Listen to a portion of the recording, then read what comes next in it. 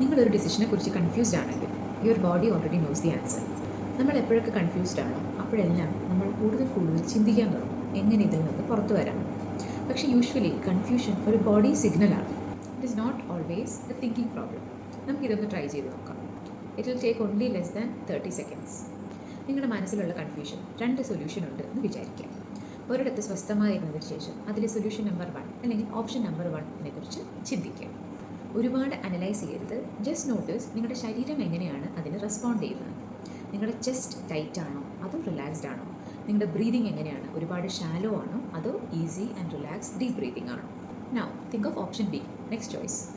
അപ്പോൾ again notice your body. Don't over analyse, just observe how your body is responding.